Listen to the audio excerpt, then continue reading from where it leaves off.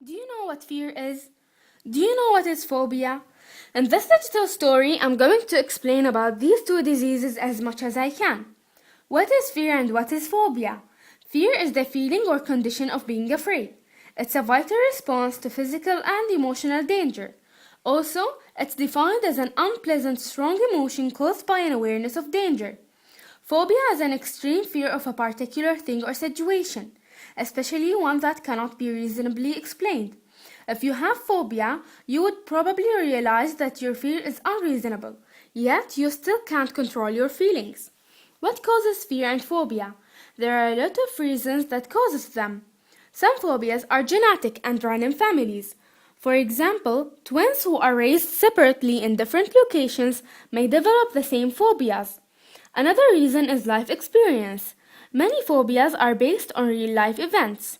A phobia of dogs, for example, may stem from being attacked as a small child by a dog, which might lead to a phobia of dogs as an adult. Another example is teenage awkwardness or childhood bullying. Those reasons might lead to a social phobia. What causes fear varies from a person to person depending upon childhood experiences and personality. How does it happen? A voluntary survival mechanism. It means that when you go through a painful memory, some special organs in the brain save this memory. Later on, when you hear a sound or you see something that reminds you of that bad experience, these organs will send some signals that remind you of that painful memory, which will make you feel afraid. The signs of fear or phobia. The most profound examples of fear and phobia are anger and hate. Anger is the primary sign of fear. Those who act out their lack of confidence as anger are the most fearful of all people. Often those who act macho or bad are perceived as brave, but they are actually deeply immersed in fear. Anger is a frequent cover of fear. For example, your loved ones might pick a fight over something seemingly unrelated to the current situation to hide their fear. There are emotional signs and physical signs for the phobia.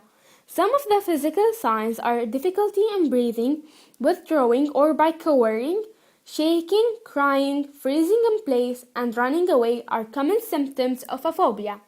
The emotional signs of phobia are feeling of panic, an intense need to escape, and feeling like you're going to die or pass out. There are a lot of fear types such as arachnophobia, which is the fear of spiders, anthropophobia, which is the fear of people or society, androphobia is the fear of men, bacteriophobia is the fear of bacteria.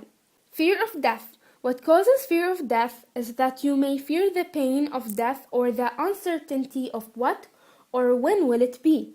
Also, religious beliefs around punishment and hell in the afterlife can be very difficult for believers. The effects of phobia. There are two areas to consider when considering the effects of fear on your life. The first is the physical short-term effect, and the second is in how fear affects your life in general. When people are afraid, it generates stress. Extreme stress can lead to tunnel vision and loss of color perception. An example is when someone is involved in a serious accident.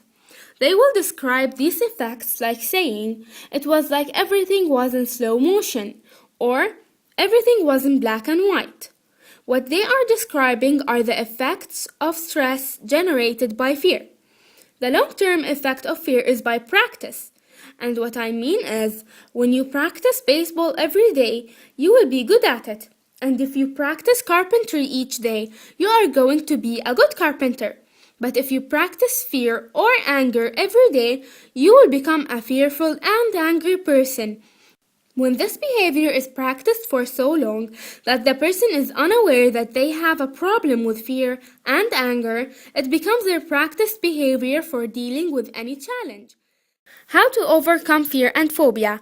Overcoming phobia or fear can be with psychotherapy and medications that are specific to the treatment.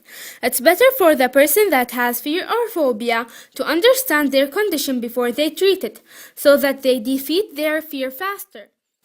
In conclusion, I think that fear and phobia sometimes destroy a lot of good moments.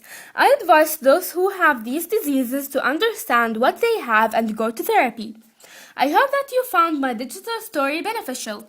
Thank you for watching.